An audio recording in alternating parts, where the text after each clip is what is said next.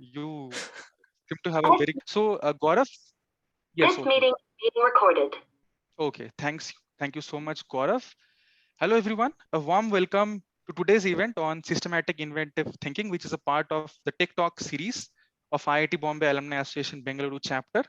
To begin today's event, we have a very special person with us who is going to introduce you to the activities of IIT Bombay Alumni Association and also give a quick idea about how the Alumni Association is structured.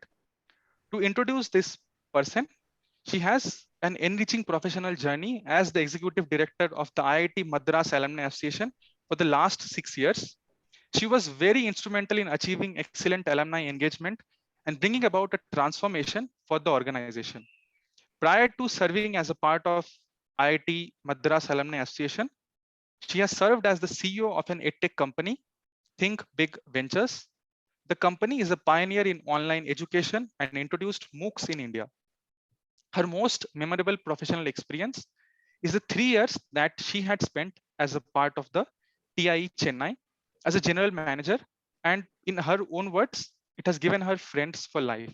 So, dear alums and guests, let me welcome the CEO of IIT Bombay Alumni Association, Ms. Lata Venkatachalam. Over to you.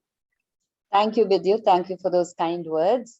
I'm just about a month and a half with IIT Bombay Alumni Association on the roll, but since I was in a similar role with IIT Madras, and we've been working very closely with IIT Bombay Alumni Association. Also, I have a lot of friends here and who have become more like family. So I'm just doesn't feel I'm new here, and the amount of warmth that I've been getting from the alumni and the community on Institute is so amazing.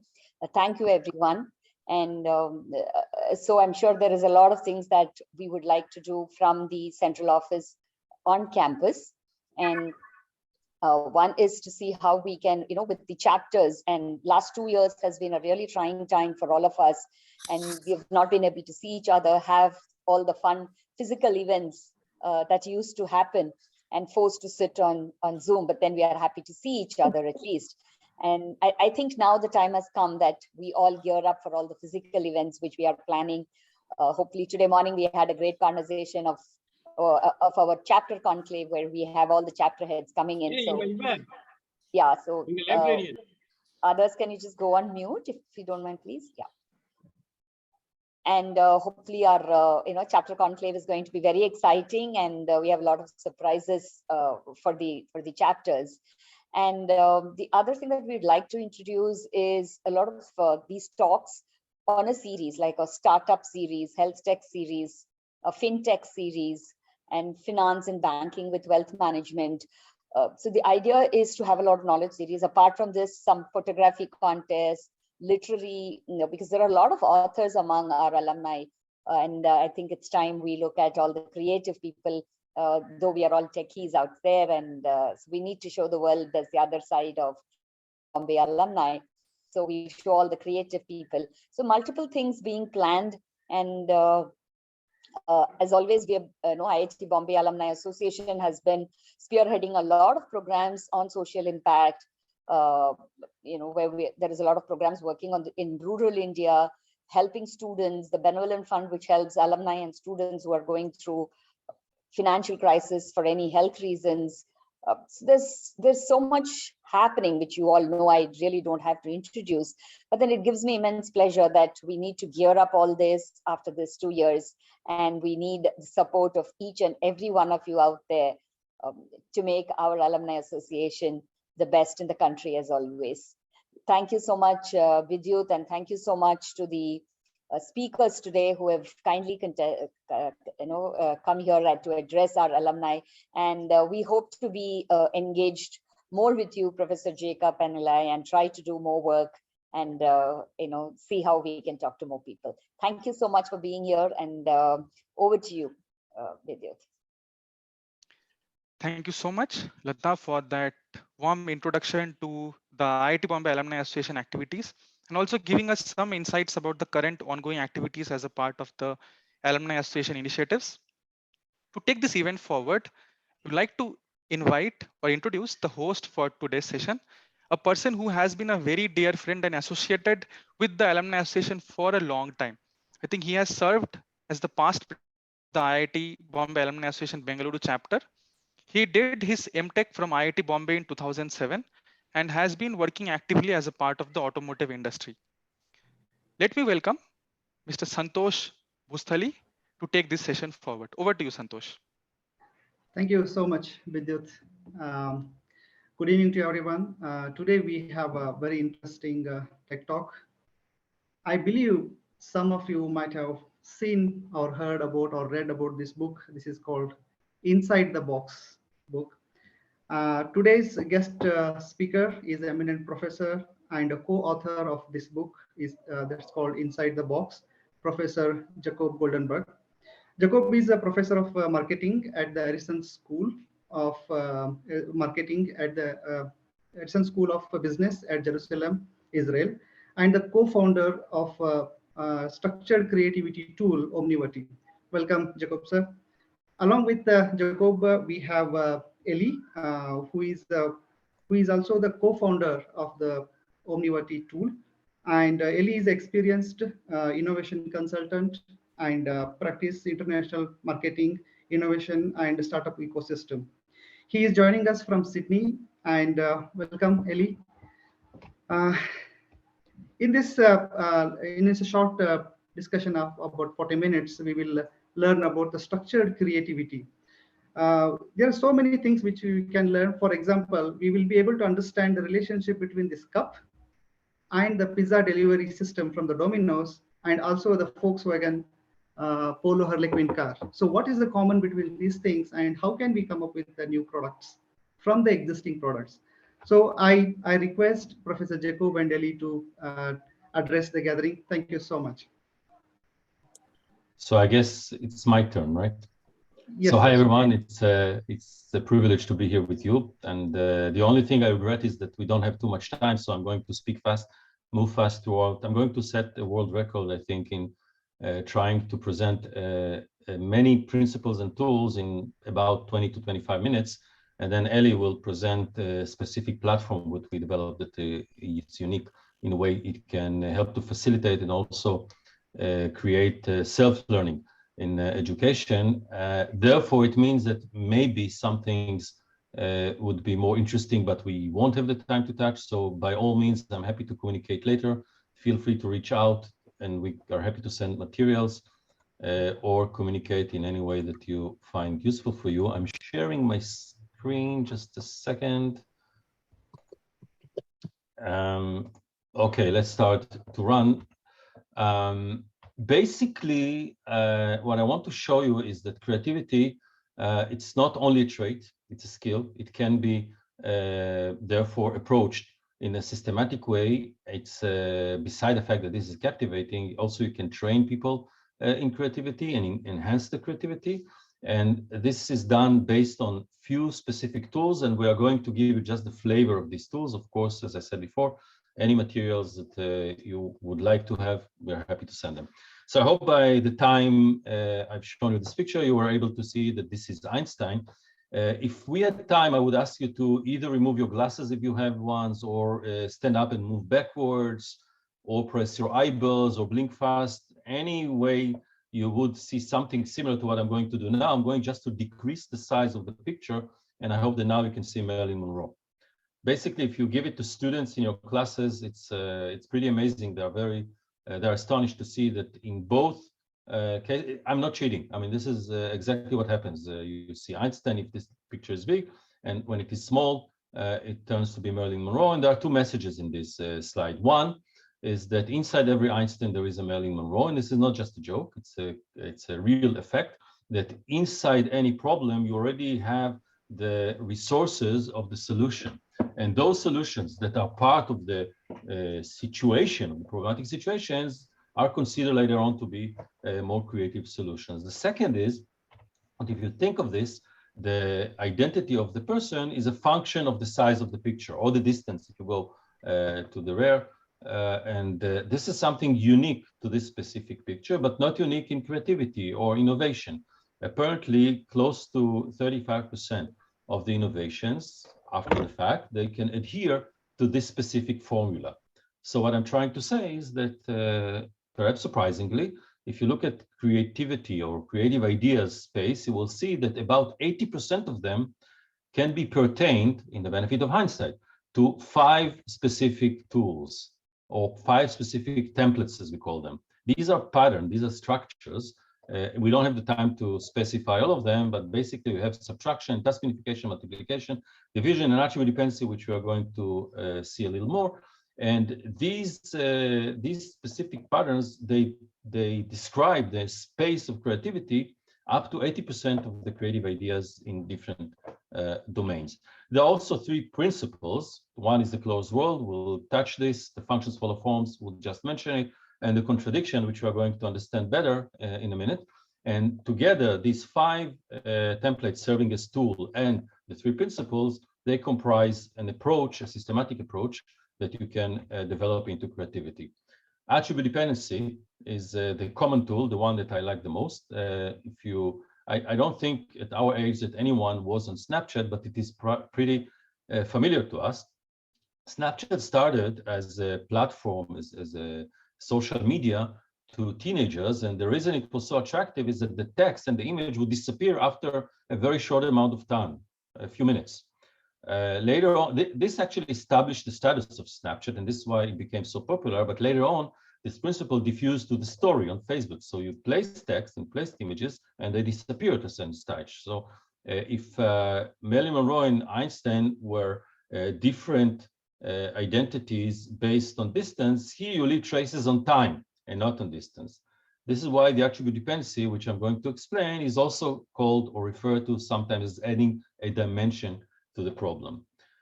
This can happen in many other forms. For example, Milwaukee Bucks that won the NBA last year, when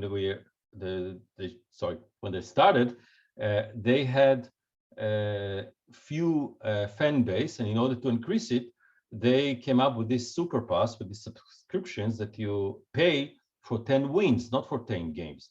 So they added a dimension of winning versus losing instead of just space or time. So we see some sort of a pattern here.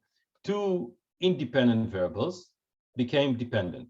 Usually, if you look at pictures, then the image or the identity or the landscape is the same, no matter what is the distance or the size.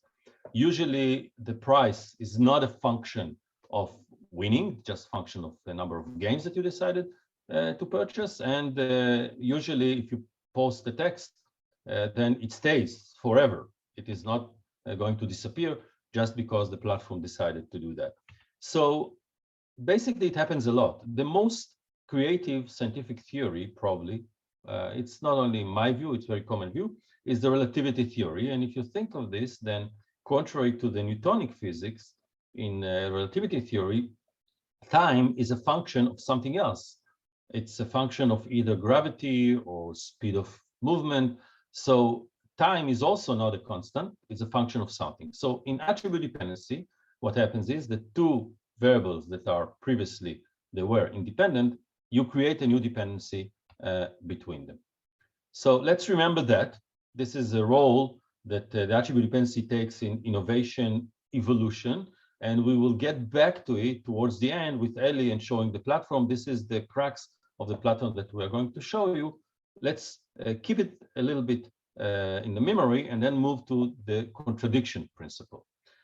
If you think of contradiction, then you think of things like that, like the red button says that the blue button is true, but the blue button said that the red is false, and you cannot go about it. It's a pure contradiction. There are many definitions for contradiction in the literature, but basically the flavor of contradiction is something that is, it goes against the laws of either logic or nature, and this is something that cannot exist. And true contradictions, this is the case, like the contradiction behind the Gödel theorem, the contradictions, the philosophical contradictions, like all Cretes are liars, signed by Epimenades from Crete. All these contradictions are what we call mathematical contradictions, and they are correct. The interesting thing is that in real life, in practical life, most contradictions are not correct. There are spurious contradictions, artifact, result of wrong implicit assumptions that we make. Unconsciously, we make assumptions. Because they are implicit, we don't put them to a test. And this is why we create contradictions. By obeying our habits that contradictions cannot be solved, we just decide that this direction is blocked, we cannot solve this problem, and we move on to a different direction. By doing that, we miss a lot of opportunities. Let's see an example to explain it. If I'm a driver, especially in countries like Germany or US, if I see those two signs, I got confused. The signs, this sign above, say do not enter, but this sign says enter only. It looks like exactly the same contradictions as the buttons. But what if I decide that this sign is related to, let's say, after 7 p.m. in the evening, and this sign is only for the morning? So there is missing information here. And because I made implicit assumption that these two signs should operate at exactly the same time, I find it as a contradiction, while practically it is not. Let's look at another contradiction, and by this I'm going to present another principle, the closed world. This this happened when the Mongolian army invaded India many years ago, and the Mongolian army had light riders, and it was a very small army. In the Indian army, they placed a very strong army, 5 times larger, and it included war elephants. Now, the Mongolian army had to fight with this situation. Of course, they could abort or leave the battle, but they didn't. I'm not sure that it was an option in that time for the Mongolian army. But we can separate creative and non-creative ideas by a very interesting concept of closed world, which is a closure that decides that, like Marilyn Monroe and Einstein, all the solutions should already exist inside the situation.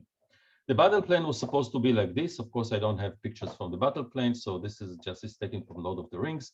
These are the monsters, but the elephants are supposed to stand in rows, marching forward because they have armor and warriors above. They can crush the Mongolian army. Behind them, wave after wave, would be the Indian light riders and infantry, and the Mongolian army is supposed to face a defeat. Recall that they were 5 times smaller in their army size.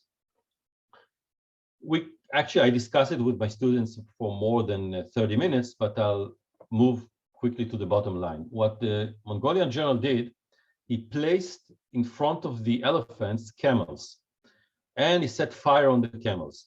He sent the flaming camels towards the elephants. So the elephants saw a firewall approaching them. They panicked, they turned around, and by doing that, they crushed the entire Indian army. Thank God there were elephants there, right? Because without the elephant, the Mongolian army would suffer a defeat because they were 5 times smaller.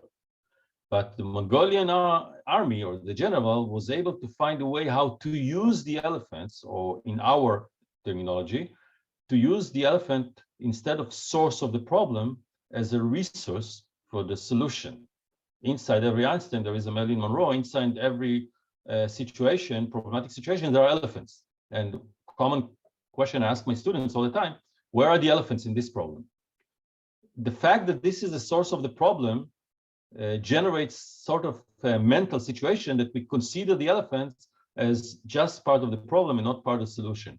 But if we train ourselves or our students to think in a way of contradiction, a problem definition could be the more elephants the Indian have, the higher are the chances for us Mongolians to win, not to lose. So instead of trying to reduce the number of elephants, actually want there to be more elephants, because then you have better chances to win this battle. Let's understand what is going on with the contradiction and how to tie everything together with the closed world and with the attribute dependency.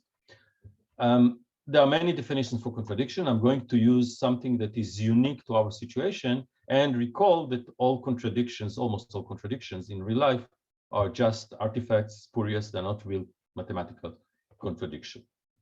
Our definition to contradiction is 2 opposite and connected demand. So we have demand A, we also have demand B, and they are connected.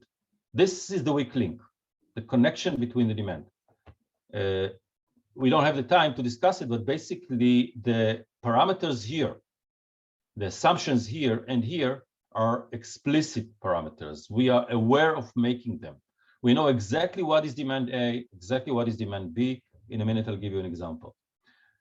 The linking, which is done by the word and, or if you want, you can say at the same time, this is where the implicit assumptions exist.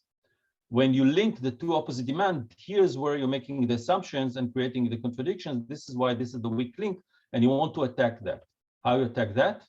You attack that by creating the attribute dependency of Snapchat and Einstein that we discussed before, meaning that we are looking for two independent variables, creating a dependency in order to crack this contradiction.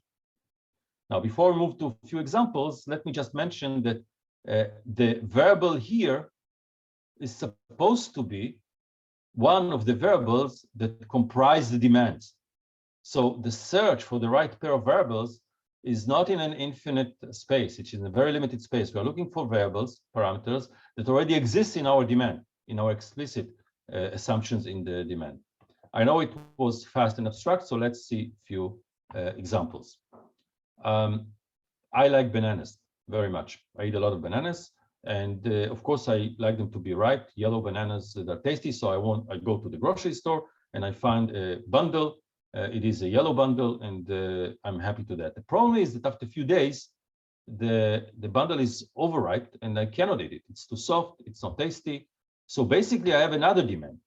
I want a green bundle so I can eat it in 3 days. I don't have to go to the grocery store again. It's true that I redefine the problem now. I want the problem to appear in a state of contradiction so I can solve it and then I find a creative solution. So actually I want a ripe and not ripe bundle of bananas, or yellow and green bananas in a bundle. Now I want to crack it with attribute dependency, so I create ripeness as a function of the number of banana. Of course, in one bundle it is impossible, but if I'm a grocery store, I don't have to sell bananas in each by bundle, but I can create a box. And this is exactly how Koreans sell bananas. You create a box. This is yellow banana you can eat today. Here you have green banana. You move through the time towards the green banana. Meanwhile, by the time elapses, the green banana becomes yellow. It can happen in other different situations. Let's consider the barcode.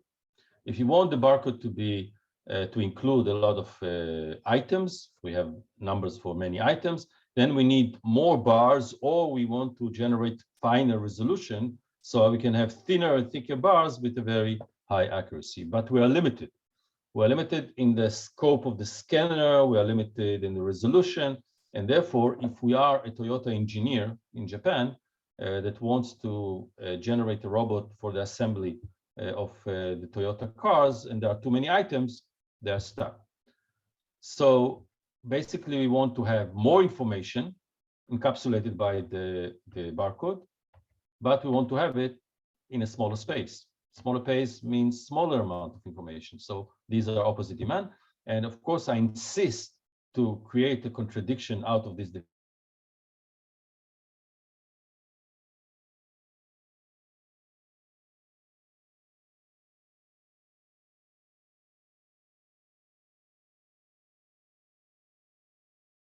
The two demands as before, we need this variable in the vertical axis to be part of the parameters that create this contradiction. This could be the amount of information. It could be either a function of a color, for example. The problem with this example is that now I need to change the scanners, and this is a high invention. But the Toyota engineer, which I forgot his name, Denso Wave, he invented the QR code. Now information is a function not only on the horizontal axis, but also on the vertical axis. Of course, this is not an infinite amount of information, but practically almost infinite, because the QR codes now contain so much information. Little he knew that it will generate a revolution in the smartphone area. So basic contradiction is something like this pictorially. You have two opposite demands, and you think they're opposite and connected, but changing a little bit the perspective, it is not a contradiction. It is just something different that you can add through innovation. Eli, how much time do I have? I didn't see when we started. Eli or Santosh? Yeah, you have another 15 minutes, sir. Oh, 15. Yeah. In total, we have 15 in total. So I have 5 minutes. Okay. About 5 minutes. Yeah, that's fine. I'm close to set the record. Let's see. Thank you. So this is the mechanical keyboard. And in the interest of time, I'm not going to stop this video, but I encourage you to look at YouTube at the reaction of Steve Ballmer, CEO of Microsoft, to the introduction of the iPhone by Steve Jobs. It's hilarious. I mean, it's a piece of art to show to the students. Basically, this was a very good CEO, but he made here a mistake later on when in interviews, he admitted that it was his most fatal mistake. He says in the interview that the iPhone doesn't have a keyboard. Of course, it has a keyboard, but the reason he said it, there could be many interpretations why, but my own subjective interpretation is that he had some condition that we call fixedness. Keyboards are supposed to be mechanical, as everyone manufactured them, but he thought that if this is not mechanical, this is not really a keyboard. I really encourage you to look at the videos and the comments that the audience gave them. Very piece of art for students to learn this case. What I want to do is just to show you the analysis. What if we were at the time?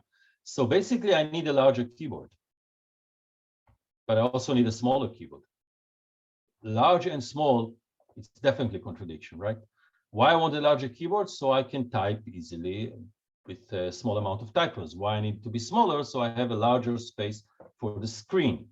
And I can attack again the weak link here by creating this attribute dependency by making the size of the keyboard as a function of whether I need to write or I need to read.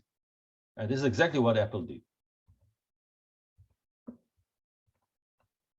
So again, this is solving a contradiction. Now, we could work with contradictions, but there is a better way or more efficient way that I'm going to give Ellie the time to present how you do it with an education tool, which is cloud-based. But basically what you could do is approach it in the other way around, flipping everything on its head. You can create a space where you have columns and rows of different variables. These should be variables that you control, and here you will have variables that you control, the same variables plus variables that you do not control. This is a keyboard. We're happy to send you more slides with more information on that, but let's look at the size of the key as a function of time before or after clicking. At that time, if you remember, they already introduced it. When you click a letter, it will appear large and then it will become small. So if you don't click it, it appears small. If you click it, it appears large. So this is dynamic way to show the size of the letter. So it will be easier for you when you click to show whether you click the right letter or not. This element is the size of the keyboard that we just discussed. It could be a function of the need to write and read. These are known examples, right? So what you could argue that it's very easy to place the history on the matrix. Truth is that for education point of view, it still has value, but let's see something that we are not aware of. What if you took a size of the key as a function of the probability to be used? Let's say I want to send an email to Santosh, so I click S, and then because the keyboard already remember what I previously wrote, so if I write S, capital S, then most likely A would follow. So it will increase the size of the letter A. By increasing the size of the letter A, decreasing the size of other letters, say Z, by the probability to be touched, it creates a different keyboard that the sizes are the changes all the time based on the probability to be touched, increasing the amount of typos. Now, if you think that this is imaginary, then most smart keyboards have this feature. In fact, even the first iPhone included that. They used the probability assessment just based on bags of words and probability of letters to be touched, even without learning our previous texts. Slowly, what you can do with students, with people who try to solve problems or to innovate, you can create this map and you can scan her. Ignore the pictures here, Ellie, the colors. Ellie will explain it soon. But basically, you can map the possibilities and your opportunities based on this space and systematically come up with inventions. This is a good time to stop here and let Eli continue introducing the platform better. Okay, wonderful. Thank you so much, Professor Goldenberg. I'm going to share my deck now and take you all through just a very quick introduction to Omnivati, the digital platform for the methodology that Professor Goldenberg just showed us. Created by 3 professors of this methodology, by Professor Goldenberg, Professor Ramschrift, formerly from Wharton Business School at Philadelphia, today in Indiana University, and myself. I teach a diploma in innovation from courses that are from MIT, Dartmouth, and Columbia University, and including SIT and structured creativity in this subject. So just a few words about the platform. We are very passionate, the 3 of us, on structured creativity, and what we saw was that there simply wasn't any digital platform for structured creativity using this methodology, and we thought this is terrible, because what actually happens is that to work with this methodology, it should really be a pleasure. It's such a pleasurable and effective technique, and yet people are forced to use a combination of Excel and emails and Word and PowerPoint and other software that is not specifically helpful. So what we did is we created a digital platform starting off with attribute dependency that is completely SaaS-based. So it's software as a service, meaning that users don't have to install anything. They just log on to an app that they are registered to, and this platform, which I'll show you in a moment, is actually created to make education and learning very collaborative. Teams can work on projects. We'll see that in a moment. Teams can work on projects together, even though they are spread far apart geographically, maybe in different cities in India or in different locations. And any changes that one team member makes to the system becomes immediately visible to others, pretty much in the same way as Google Share allows you to work on documents together. So we've included that feature. We found it very, very effective, of course, during the pandemic, as more and more teams had to work from home, and yet were able to work very, very effectively and efficiently using our platform. And finally, as we'll see in a moment, what we've done is we've created a very streamlined process for structured creativity, for ideation, that allows teams, university teams and commercial teams as well, to come up with really powerful ideas, to document those ideas in a way that's very logical, in a way that's powered by a business process management engine, and of course create reports on that, which they can then share with their lecturer or their team manager.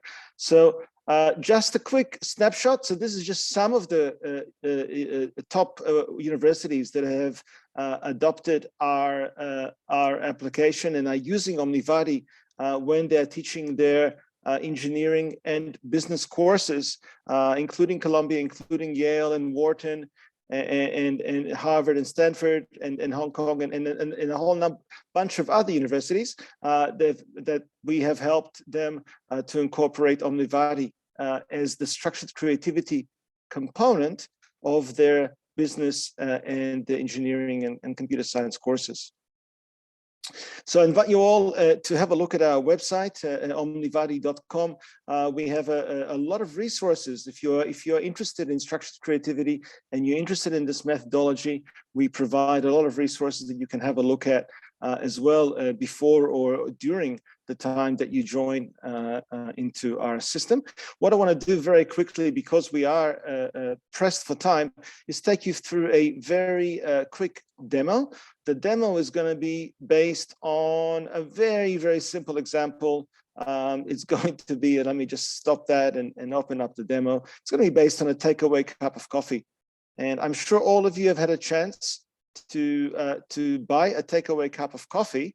What we're going to see is innovation that will actually innovate and improve the cup of coffee. And I want to show you just how quickly and easily that can be done, and what a powerful process this is for teams. And please remember, this is just for a coffee cup. Of course, when you're applying it as students or as professionals, you'll apply it to actual, much more complex services and products that you will want to innovate.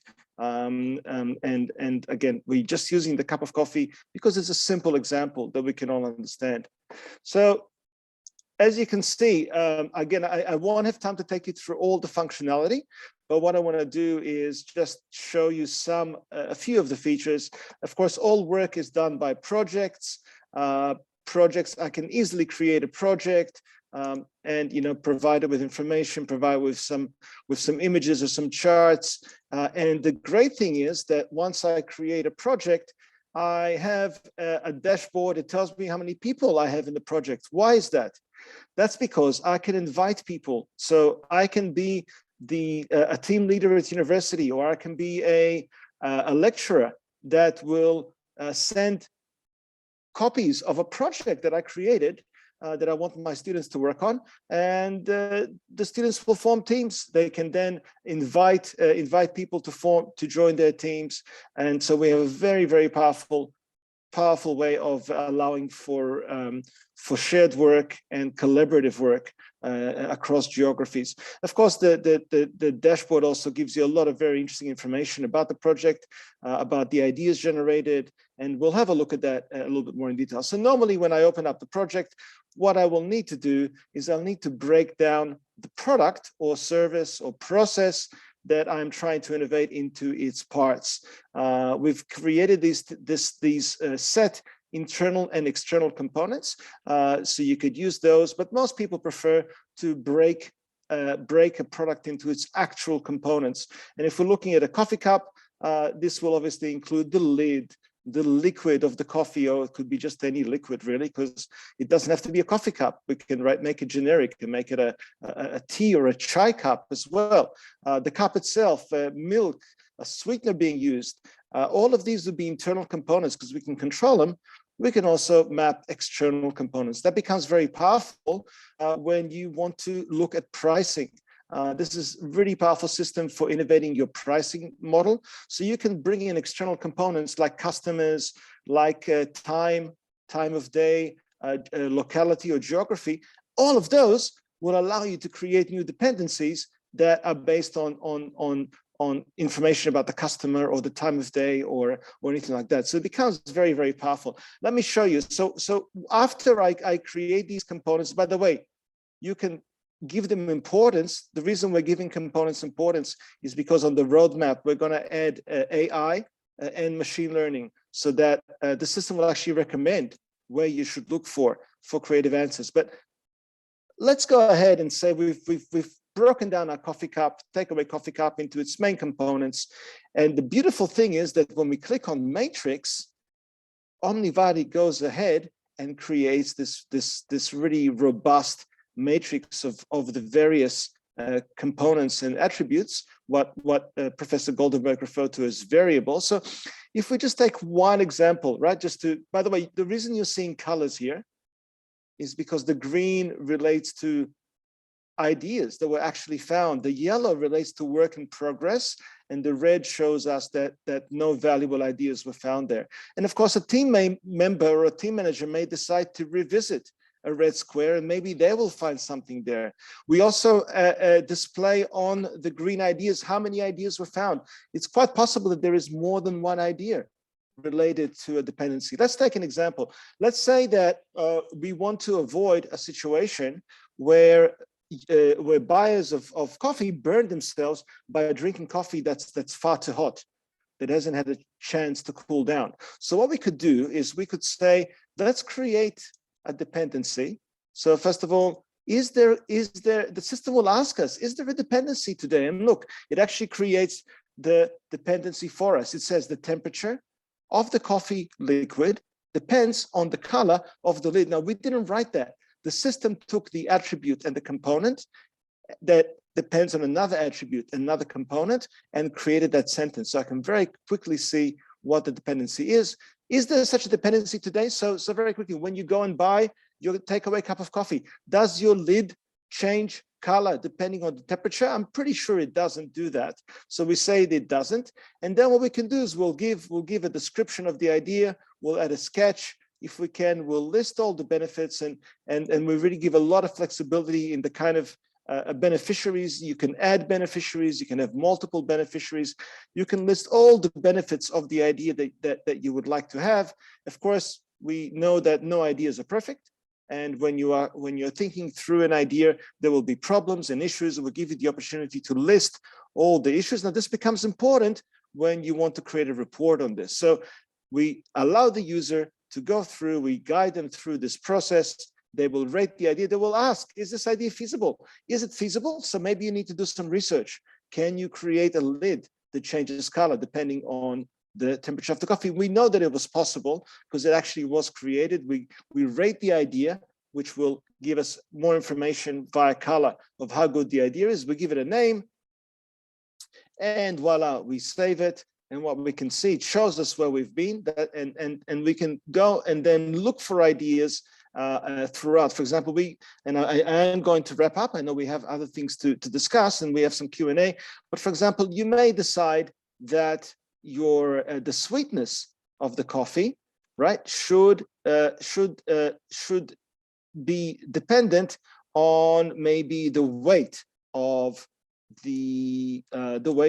your customer, right? You may want to do that. So you can see that it's possible to create a dependency between sweetness and weight. And you would go through, you ask, should the sweetness of the coffee depend on the weight of the customer? Does it? Probably not, but maybe we can do that as a way of creating a healthier coffee for overweight customers. And the last thing I want to show you before we finish is that we have this really powerful reports feature. What it does is it shows all the ideas generated by the entire team, including green ideas, which are obviously good ideas, yellow ideas, which are work in progress, as well as red ideas, which were dependencies that were decided that they are not worthwhile pursuing. And then we can, of course, simply decide which ideas we want to share with our lecturer or with our manager. We may decide just to include all of them, or we may decide that we want to select specific ideas based on some previous decision. Let's just quickly choose all of them. And then all I got to do is click on Open Report. And what that will do is, now I think that my report is probably not visible because of my share, of where my share is. So what I'm going to do is I'm going to quickly do a share of my screen just to make that easier. Can everybody see? Is my report visible now? Yes. Wonderful, thank you. So you can see that it gives a lot of information. It tells who created each idea, how many people are in the projects, all the benefits and issues of each idea. So when students need to submit their assignment on attribute dependency, they don't actually have to go and do any copy pasting or any additional work. Once they're happy with the matrix and the ideas created and described there, a simple click on report will generate the report. Then of course they can take that report and download it and save it and send it to their professor. So we made the whole creation of assignments incredibly easy and intuitive. I think I'll end it up here, even though there are multiple features I would love to share with you, but I will stop it here just so that we do have time for Q&A. I'm sure that there are questions that people want to ask Professor Goldenberg as well. So yes, Santosh, did you want to introduce anything? Maybe we can just go ahead and answer questions. Yes. Yeah, so I have one question to both Professor Jacob and Eli. We have a lot of other tools which are innovation management tools. how different is this as compared to those tools? If I can, may I answer this, Professor? So most of the innovation tools that people are familiar with fall into two categories.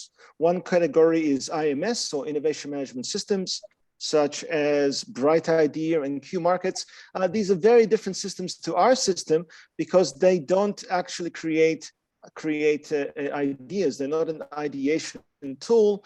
They're a business process management tool that employees are asked to enter their ideas into. And that then what the IMS tool does, which is a really famous innovation tool, is it takes the idea through various phases to see whether it ultimately should be green lighted or not. So that's one main type of tool. Very, very different, but of course we can interface with such tools and we can create APIs that will allow the employee or the student to enter it into the system with the touch of one button. The other tools that most of the other ideation tools are actually design thinking tools. And there's at least half a dozen of them currently on the market from various organizations. There are currently no structured creativity tools of the type that we have created, and we are very proud of that. And of course, our tools don't come to replace design thinking, but they work together with design thinking. And Omnivati is very powerful as a tool in the ideation part of design thinking. Okay, thank you. From the audience, if you have any questions, please either you can unmute yourself and ask questions, or you can type in the chat box. Hello, Santosh. Yeah. I have one question. Yes, please. Addressed to Professor Ali. Yes, Professor sir. Ali, good morning from Good Nairobi, morning Kenya. to you. Good morning to you. I It's have one Dr. simple question. Schoffer. Yes. Thank you. I have one simple question. For a PhD student in physics and a postdoctoral student in physics, high temperature physics, how does Omnivati, according to your good selves as an innovator, all three professors, respected professors, what is so unique in Omnivati that they disband the existing tools which are available to them and they switch over to Omnivati? Of course, my question would be a little bit far-fetched, but I would sincerely like to know what are the advantages that the universities which you mentioned, the prestigious schools which you mentioned in your slideshow, what is so unique and gives a student an edge, a postdoctoral student or a PhD student, an edge to use Omnivati? Over to you. I submit. Thank you, sir. So with respect, I am going to ask Professor Goldenberg to answer that simply for the main reason that he has the students doing their PhD through him. I do not, so it would not be fair for me to give information that I don't have direct experience for. I can tell you the advantages of Omnivati, but I think we can. I'm happy to answer this together and add to Professor Goldenberg's answer afterwards. Actually, we have also another question in the chat, so maybe Eli, look at that while I'm answering this one, so we save time. Absolutely. You're not going to like my answer, Eli.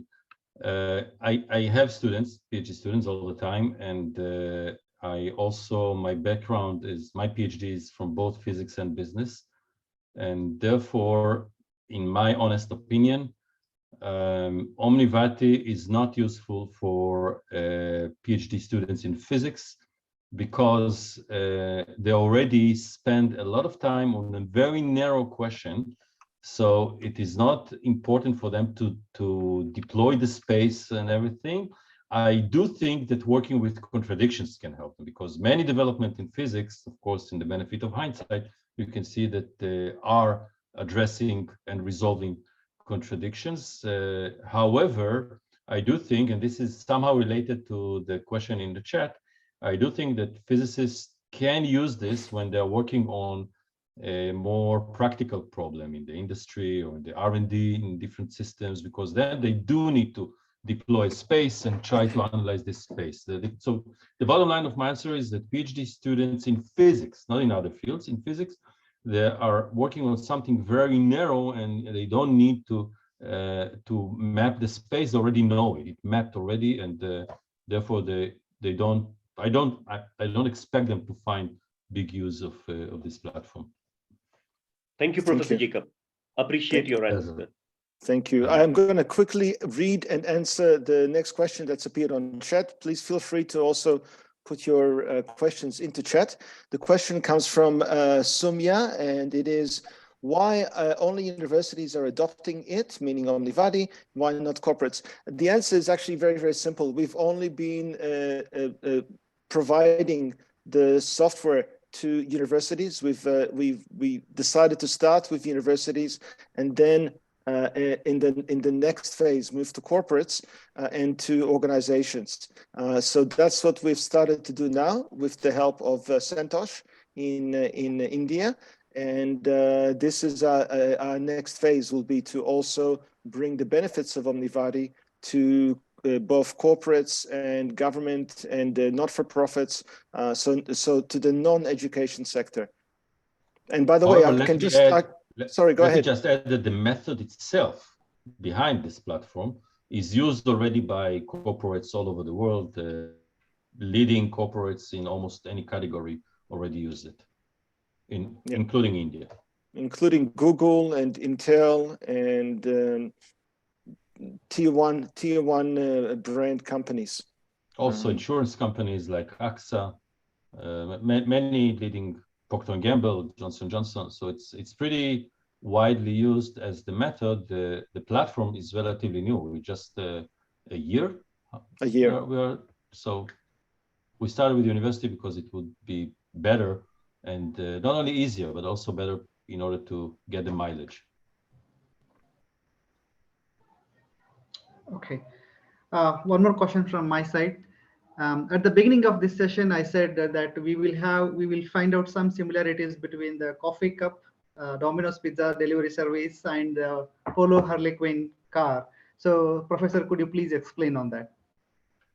I could leave it as a home assignment, but since none of here are my students, so why should you accept this challenge? So I'll give the answer.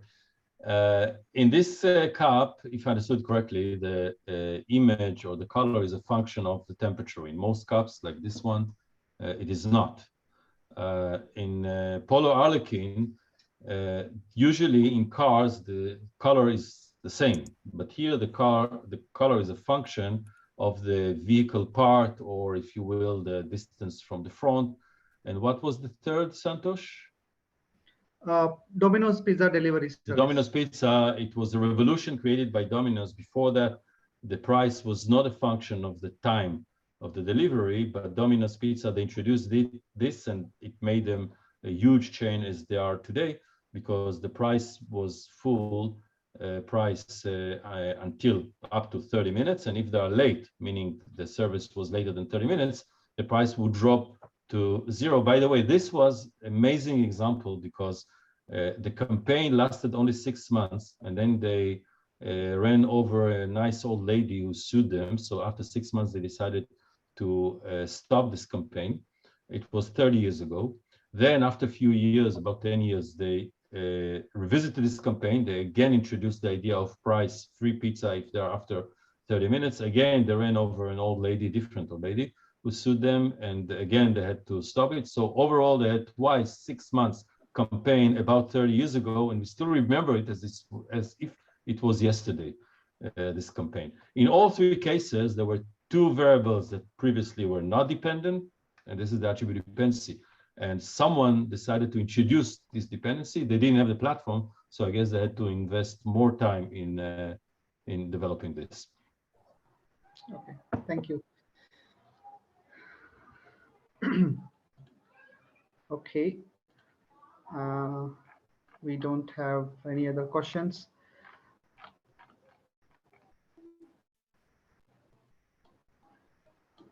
Yeah, Anil Kumar Pandit is saying maybe it becomes easy for PhD students, researchers to to invite owners of the papers intended to be referred. Anil Kumar, could you please explain this question? You can unmute and ask this question. Sure. Santosh, can you hear me? Yes, yes. Okay, perfect. You know what happens is in any of the research work or even PhD work, you would want to refer a lot of other papers. Now there, it could become easy if the same person is also logged in on the Omnivati, and you might want to either acknowledge him, or you might want to even get his help, or you want to make sure that there is nothing which is contradictorily being put. It could be right going up to patent challenges and things like that. So, but if it is possible, because here it said that you can invite so many people, you can invite this, that, and if that person is invited, instead of having a one-to-one chat and trying to get his acknowledgements, it might become easier. This is just a long thought. Well, yes, it's an interesting idea. I didn't think of this. I was invited once to give a workshop for PhD students and non-tenured professors, how to come up with creative ideas in scientific theory, but it was in social sciences. And it's a little different in social sciences because it's more open and there are more variables and components. The systems are more complex, and therefore I felt like there is a space to explore. And then maybe your effect would be even stronger, like inviting different authors to contribute, let's say, variables to this matrix and jointly make it evolve. It's an interesting thought. I didn't consider it before. Yeah, thank you. One more question from my side. Many corporations or organizations have organized the innovation challenge or kind of a hackathons in their company. How Omnivati can help in organizing those kinds of ideas, and how can we shortlist which are the top 3 ideas or something? Like, is that possibility from the Omnivati? I'm happy to answer that this one. So first of all, Omnivati is actually really a perfect tool for innovation challenges run by organizations, whether they are, again, corporates or universities or not-for-profits or whatever their structure. We found, my background, I worked for almost 6 years as internal innovation manager for Amdocs, which is, I think a lot of people in India know Amdocs. It's a larger multinational in the telecommunications sphere. And I can tell you right now that we knew how important it was that if you're going to have hackathons or innovation challenges, you provide your employees with a way of coming up with ideas that are relevant. Unfortunately, what I see as an innovation consultant is a lot of companies do hackathons and innovation challenges, but they don't give any tools or any training in tools to ensure that ideas are actually valuable. So Omnivati is a really powerful way of increasing the proportion or the percentage of good ideas that are generated. Meaning that innovation challenges become much more effective because the level of ideas is truly more creative and more powerful. So yes, absolutely. Good, great question. Thank you for asking that, Santosh. Thank you. Okay, I think we are 1 minute more than 6 o'clock. So I would request now Vidyut to give a vote of thanks. Okay. Thank you so much, Professor Jacob, Eli, and Santosh, for that wonderful session. We really had a wonderful time, and we had so many questions as well. And we have Professor Jacob and Eli's email ID as well. So if there are any more questions, you can either share it with them or feel free to share it with our chapter email ID, which we will share shortly. And we will surely pass it on to Professor Jacob and Eli so that they can answer them offline as well. So before we move towards the end of the session, can I request everyone to come on camera? If you are comfortable, we will just take a quick group pic. In a physical meeting, it would have been a group pic, but we'll have a virtual group pic so that we can keep this memory. Okay, I can see gradually people turning Thank on. God I have a large screen so I can see many pictures. Yes, that's great. And we'll quickly take, okay, let me remove all the spotlights. Maybe we'll quickly take 5-10 seconds for everyone to come on camera, whoever is comfortable. Okay, I can see so many of you. Okay, great. Nice to see the videos behind all those names, which we had till now. Okay, great. Anyone else? So 5 more seconds. Okay, let's take a quick group pic. Thank you so much, everyone.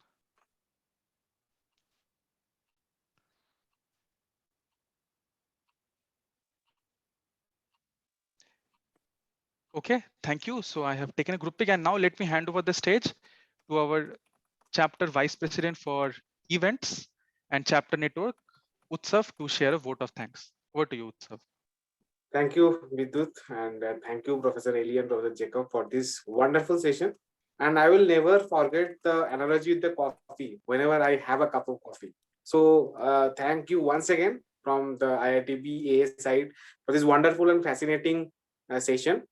And I expect a big round of applause. Please unmute and give a round of applause. We are in, you don't want emojis, just unmute yourself and give a round of applause for this wonderful session. I would like to also thank Lata ma'am, IITB CEO, Lata ma'am, and IITB officials who have given us lots of help they have done to us, so that you can smoothly coordinate everything from registration to sharing links to sending invites. Everything they've done so seamlessly. So a big round of applause for them, Lata ma'am and team, and All of us. yes. And next, I would like to thank the team members who were very much focused on having this event. The IITB Bangalore chapter members who were working hard day and night to have this session materialized. So a big round of applause for all of them. And we had today, because of that, lots of questions came out and lots of interesting discussion took place. So a big round of applause for all of you for being there and asking the right kind of question, which make it so memorable and enjoyable. Please come also in the next subsequent events. We'll be sending communication, and have a great evening and a great week ahead. And with that, we'd like to end this session today.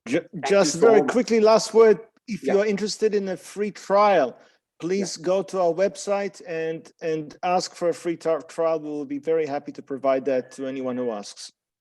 Wow, that is wonderful. Definitely, we'll look into it. I think you have pasted the link also in the chat box, right? I did. I will repaste it. It's just omnivati.com. Very easy to find. You will see a request. And we don't ask for credit card information. So it's not one of these free trials that becomes paid if you don't cancel. If you don't cancel, nothing will happen. We're very, very happy to say we don't ask for your credit card information for the free trial. Thank you. Thank you so much, Professor. Thank you so much, Jacob. Thank you so much, everybody. Thank you. Thank you. Okay. Bye-bye. Resolved Thank you. the age-old contradiction, to be or not to be. Thank you. Thank you, Santosh. Thank you, Jacob. Bye-bye. To be, definitely to be. Only to be. Okay, thank you so much, everyone. Thanks a lot for joining. See you all very soon. Thank you. Thank you. Bye. Bye. See you. Bye. Bye.